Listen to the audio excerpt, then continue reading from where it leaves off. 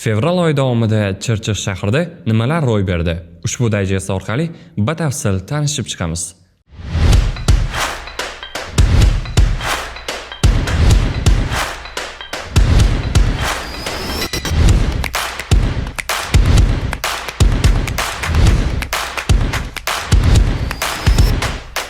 Dayjestni Toshkent viloyat hokimi tashrifi bilan boshlaymiz. 3-fevral kuni Zoir Mirzayev, ya'ni Toshkent viloyat hokimi Chirchiq shahriga tashrif buyurdi. Tashrif davomida shaharda amalga oshirilayotgan bunyodkorlik ishlari va ijtimoiy-iqtisodiy o'zgarishlar bilan yaqindan tanishildi.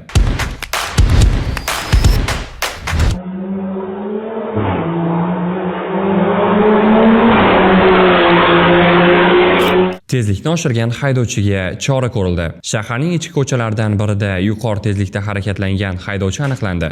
Holat yuzasidan haydovchi bilan profilaktik suhbat o'tkazilib, unga nisbatan amaldagi qonunchilik asosida ma'muriy bayonnoma rasmiylashtirildi. Yomg'irdan keyingi yo'l muammolari. Ketma-ket yog'ingarchilikdan so'ng shaharning bir qator hududlarida yo'l qoplamasida chuqurliklar va nosozliklar yuzaga keldi. Ayrim haydovchilarning avtomobillariga ham shikast yetgani kuzatildi. Mas'ul tashkilotlar tomonidan muammoni bartaraf etish choralari ko'rilmoqda. 400 litr prekursor aniqlandi. Chirchiq shahrida ijaraga olingan omborxonada 400 litr prekursor moddalar yashirilgani ma'lum bo'ldi. Ma'lumot uchun, prekursorlar bu ayrim kimyoviy moddalar bo'lib, taqiqlangan vositalarni tayyorlashda xom ashyo sifatida ishlatilishi mumkin. Holat yuzasidan tegishli tartibda surishtiruv ishlari olib borilmoqda.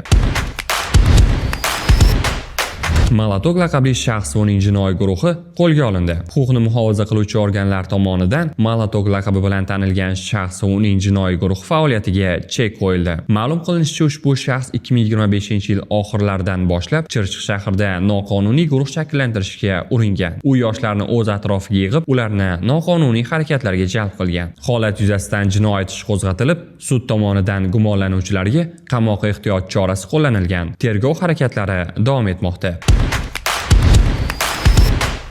Chirchiq innovatsiya gimnaziyasi qurilishi bekor qilindi. Avvalroq Chirchiq shahridagi sobiq texnikum binosi o'rnida Chirchiq innovatsiya gimnaziyasi qurilishi rejalashtirilgani haqida xabarlar tarqalib, bino buzish ishlari ham boshlangan edi. Biroq noma'lum sabablarga ko'ra loyiha bekor qilindi. Hozircha mazkur hududda qanday obyekt qurilishi haqida rasmiy ma'lumot berilmagan.